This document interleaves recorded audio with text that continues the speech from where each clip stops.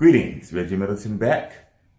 This is the second in my most recent series of videos that walk the layman through the true power and value of our VE asset system, Veritasium peer-to-peer capital assets platform, which you see in front of you. We're going to go over the worth of things, the value of things, basically how I personally, in my travails and experience, have found what I consider good deals or recognize very bad deals, short on the bad deals and long on the good deals. For those who don't know my background, because I've been in the crypto thing for a few years now, I was an entrepreneurial investor.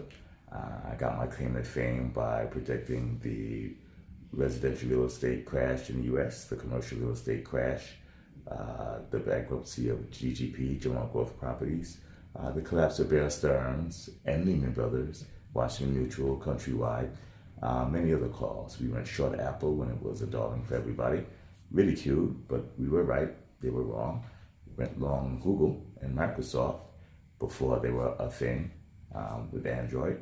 So far ahead of everybody and so detailed, and then he started warning about Bear Stearns and Layman. Well, he was so far ahead of the curve, I actually thought he was nuts. He called the housing crash. He called the collapse of Bear Stearns and Layman Brothers. He's been harping on the crisis in the Eurozone banking system for years now, so he's just the guy to talk to. He told us how 0% interest rates were starving the banks, that it was designed to save. Now, at the time, you were the only analyst in the world to mention that it would starve the banks, and you've been proven correct. Reggie Middleton, who nailed Facebook, by the way. Crown the champion, the winner of the first ever CNBC Stocks Draft.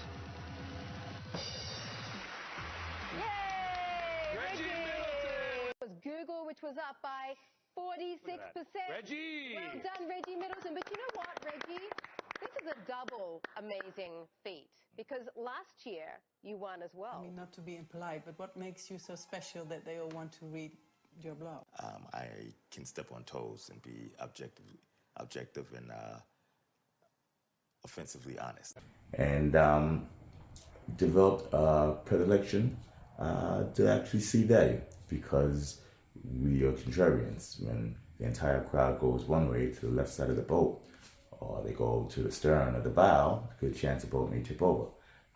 Being an outsider, I think it's easier for me to see that. And that's not because I'm smarter than everybody, probably because I realize that I don't know as much as everybody, and that humility gives me a certain type of vision. That seems to be increasingly rare these days. So back to the point. There's this concept called the risk-free rate.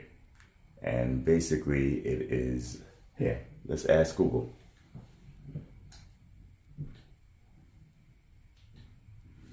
What is the risk-free rate? According to Wikipedia, the risk-free interest rate is the rate of return of a hypothetical investment with no risk of financial loss over a given period of time.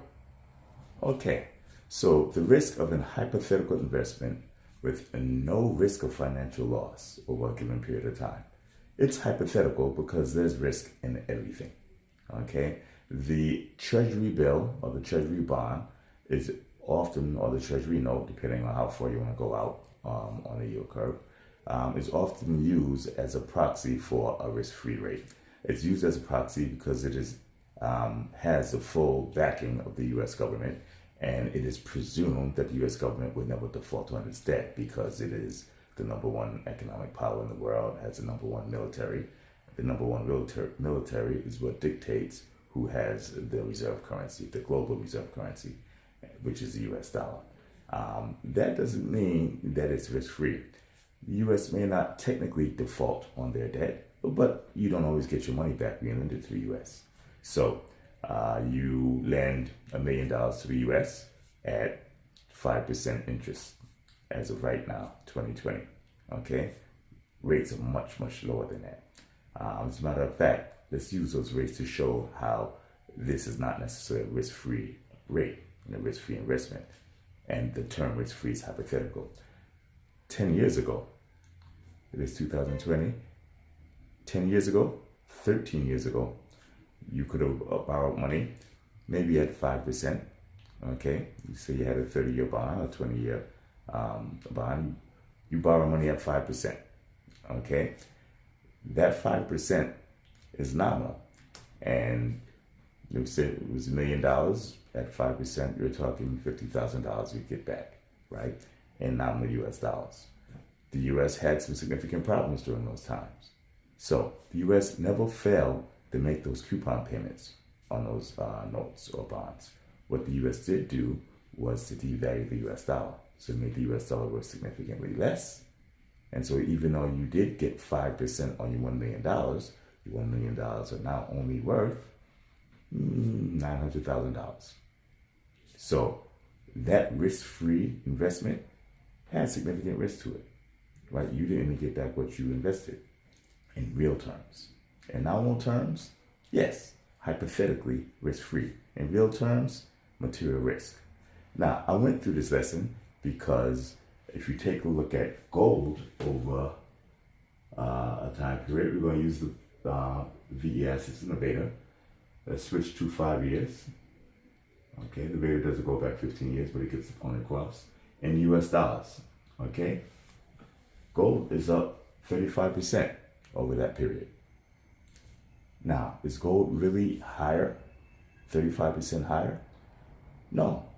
The US dollar relative to a static hard value is actually just lower. It's really just that simple. 1 gram of gold bought roughly 5 loaves of bread 2,000 years ago. It bought roughly 5 loaves of bread 100 years ago. Bought roughly 5 loaves of bread 10 years ago. Okay, it's the fiat currency that is purposely inflated by the central banking system that goes down in value, causing gold, when priced in fiat, to appear like it's going up. Gold is static, fiat is truly unstable and deteriorates over time. Now back to the concept of the risk-free rate. When you calculate a profit, okay, you could calculate a nominal profit just like you calculate the nominal return in a risk-free return or risk-free rate. You calculate a nominal rate, but a nominal rate calculation is not realistic because we don't live in a nominal world. We live in a real world. So the real profit is your return nominally after being adjusted for risk. A very simple way of looking at this is a risk-adjusted return. Risk, right, to a 5-year-old is the price that you pay for reward. So I want to pay no less than 5 units of risk to get 6 units of reward.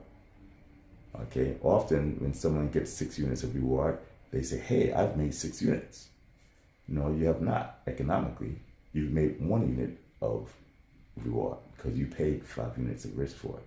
Now, risk, defined as the downward deviation from expected return, fancy way of saying things not coming out the way you planned, doesn't always work to your detriment every single time. But over time, there's an average, and it usually works to your detriment. Simple way of putting this is you could put a blindfold on, and you could run across a busy highway. It's possible for you to get to the other side without getting mangled, hit, or killed. Okay? Not probable, but possible. If you do that, put a blindfold on and run to the other side of the street 30 times, you're not going to see 3-0 because it won't happen 30 times. You'll get hit. Same thing with the risk-adjusted reward. When the risk is 5 units, okay, you may get away with all 6 units of reward, but over time, over 30 days, 30 weeks, 30 months, 30 years, it's not going to happen. So you always want to measure your profit after you've taken the cost of the profit, which is a risk. Risk is the price of reward.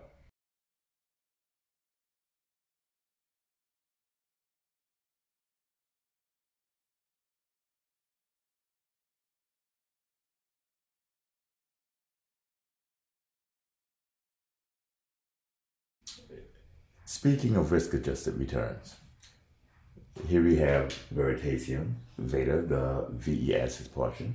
This is the landing page. We have the performance of the VE assets, the precious metal VE assets, palladium and gold in US dollars.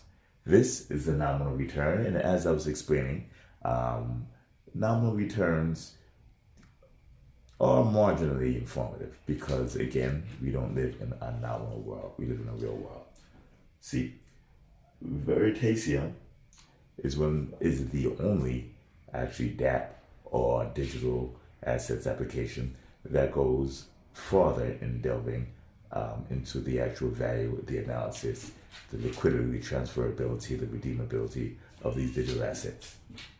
Here we have the top risk-adjusted return of our assets. VE Palladium in US dollars, 4.9%. That's actually a very, very high risk-adjusted return.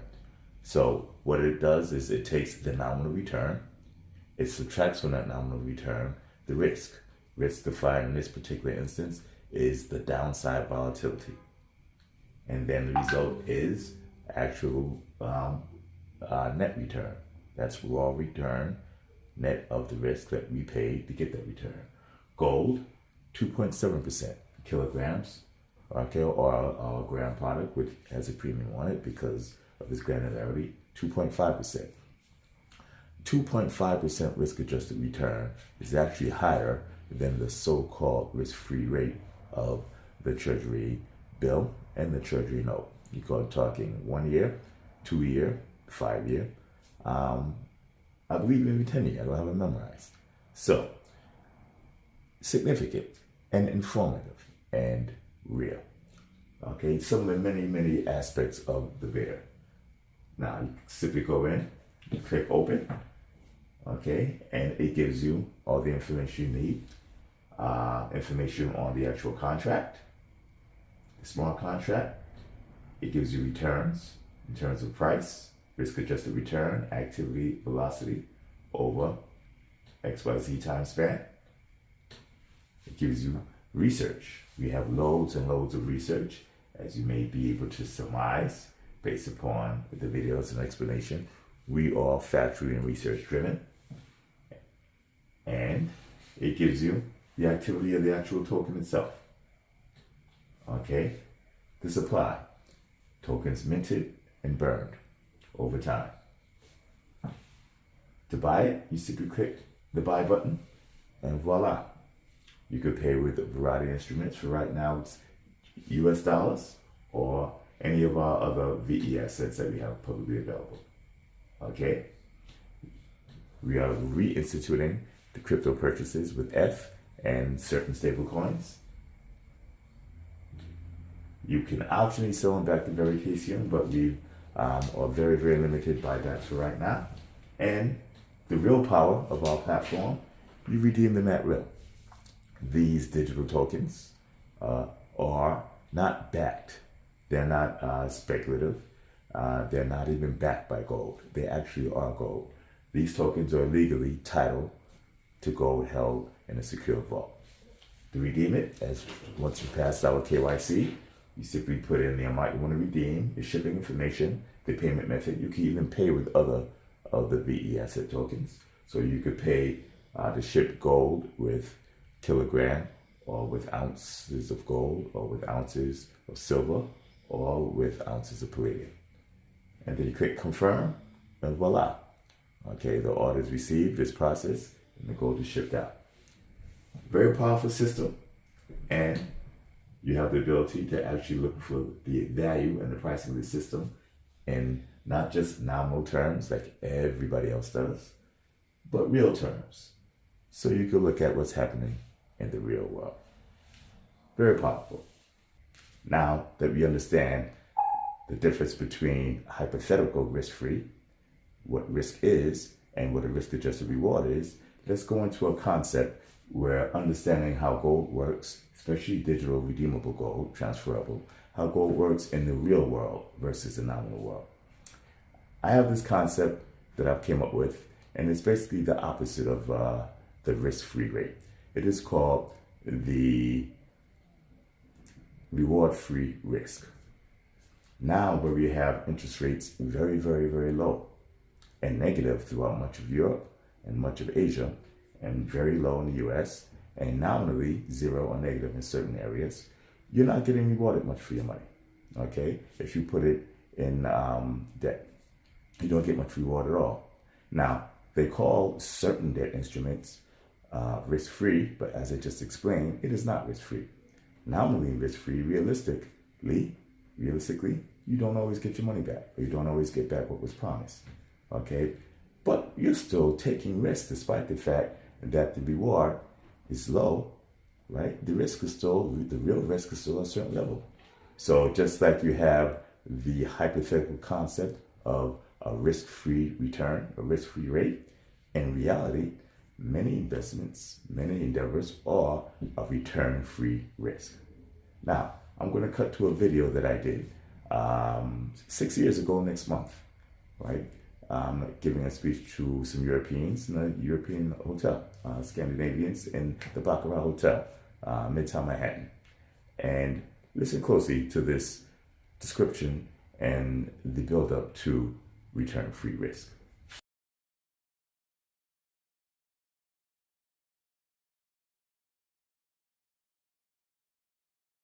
What I wanted to ask you, that was also, what is the solution? Do you have to go through should you let the banks go bankrupt? Or, You let the insolvent banks go bankrupt, you ring fence what would be utility services, such as basic savings, so mom and dad don't lose their pensions, but or their savings.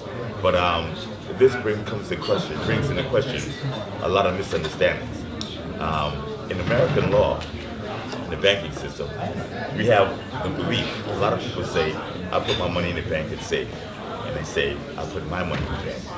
When you put your money into a savings account in a U.S. bank, you are giving the bank a very short-term, unsecured loan. Okay, you're not giving money, and they don't hold your money in an account. So, if something happens to the bank, all you have is an IOU. And it's an IOU, it's not even secured, like real estate is secured by a mortgage. Most people don't know this. They literally think that my money is in the bank, it's secure, and I'll go and get it. No, you won't get it. The Cypriots thought that, and the Cypriot government said, well, we're simply going to confiscate the money. It's called a bail-in. They did that to bail out the Cypriot banks. And some of these haircuts were significant. A lot of people lost everything, up to over $100,000 to $200,000. And they realized that you're just giving a short-term investment to a bank. Now, if you're going to give that investment, once you realize that you're not giving up money to a bank to hold, if you did that in the U.S., you get a safe deposit box, put your money in a safe deposit box, the property in that safe deposit box is considered yours. You put it in a bank account, then you're giving them a loan, and you get an IOU in return. So, once you realize it's a loan, if you look at the interest rates now, the U.S. is the only country that I know of, major economic country, economic power, that doesn't have negative interest rates.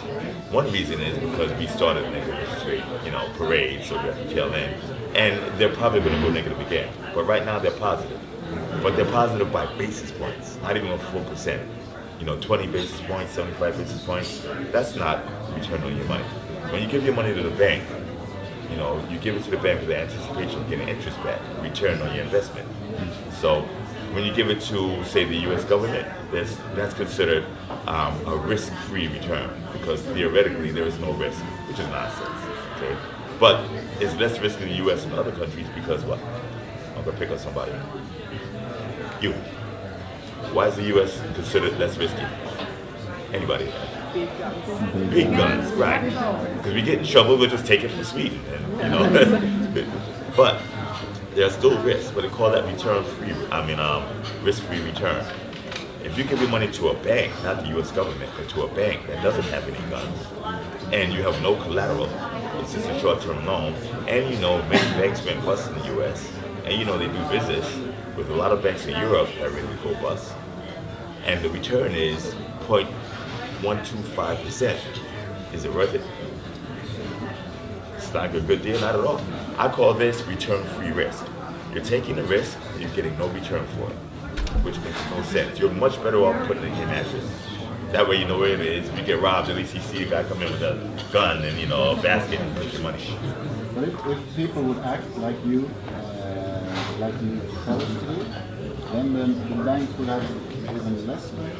Is that a good thing to put them for the economic system? Isn't that a good thing to put the money out of the banking system? Well, it all depends how much you want your money. If you wanted your money and you thought the banks were going to lose it, would it be a good thing to take your money out of the bank, or would you leave it in and keep the bank solid? I'm thinking for the system. Is it good that people put the money in the mattress when we have negative interest rates? It's good for the system if you put the money into the system. It's bad for you. So it all depends whose interest you're looking out for. The oligarchs, the guys who control the banking system, or you. See, right now, your interests are misaligned. You know, you want to guarantee you get a return on your money. With negative interest rates, you're guaranteed a loss. Guaranteed a loss. So if you're guaranteed a loss, is it worthwhile for you to put it into the banking system? I mean, I can guarantee you a loss right now. Give me some money. I can literally guarantee it. But I mean, it's a bigger system than that. I mean, if the banks go bankrupt, then that will affect us. I mean, won't we have a harder time finding a job and supporting our families? I mean, if I were to, I understand that it's some kind of reading or something. I mean, but still, is it for now? That is what we can do. Or I mean, and physically, how can I take out my money? I mean, I can't even take out that. I mean, I don't have much money, but I mean, yeah, I can't take the. I mean, I can't go to my bank and say I want to put it in this bag. Why can't you? Sorry? Why can't you? Because I think there's a law that says that I can't really. How much can I withdraw?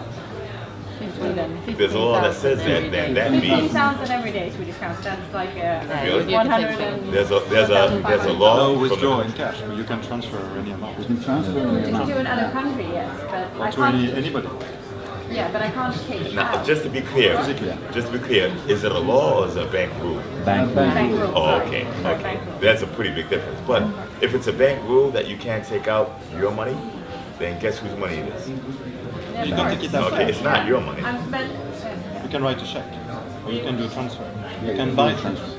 You can't take it physically. You can't take it physically. In my mouth. But that means it is not. That means it is not your money. If you don't have full control and over your money, then it's not yours. Just natural social law. The reason why does the bank forbid you from taking out all your money in cash? Because they don't want to run out of cash. Right, because they don't have it. Yeah. Like the European banking system is called a fractional reserve system, where they take a fraction of the money that they do business with in equity, and then they borrow the rest and they do business with it. Basically, they borrow the money to incentivize you to take more money and give them these short-term loans, which is your checking account, savings account, etc. And then they go and lend it out at a higher interest rate. They never have the full amount of money on board, because if they do, that drops their profits. The problem is when someone gets in trouble and they want their money, they can give it to one person or two people. If 40 people came to do it, they couldn't do it. Now, that's where you have a run on the bank, because the only time you want to take your money out of the bank is when you're in trouble or the bank's in trouble. When the bank's in trouble, everybody wants to get the money out. The bank says no. When the bank says no, they do much more damage to the system than letting the money out, because now everybody realizes it's a problem and you have more demand to get money out of the system. And when more people get here or no, it's a greater demand. And that's what collapses banks. So what the ECB is doing is they're backstopping banks with negative interest rates. We're going to give you a loan, you only have to give some of it back. So they're basically trying to put out fires. But in doing that, the negative interest rates reverberate through the system, and everybody else wants the same deal. It's a problem that cannot be solved with the solutions they use. It's absolutely impossible. Absolutely impossible. And the thing is, it's never worked before. I can't think of a single case where quantitative easing or negative interest rates have worked over time. Not once. All of Europe is doing it. And there's plenty of evidence that it's never worked. The US did it as well. It did do it as well. And if you take a look at Ukraine, wait till the end of the year, we're going to have the exact same problem. But the U.S. also has the reserve currency. Let's suppose it does work in the U.S. You can't replicate it. You don't have the reserve currency. You can't get away with the shenanigans that the U.S. pulls, because everybody does business in our currency. I'm not. Let's say that you're right, which is not unlikely at all. Then, if you were the ECB. Or the Speak up a little more, because I listen to loud music and blow my ears. If you had the power of the ECB and the banks and the national countries of Europe, what would you do?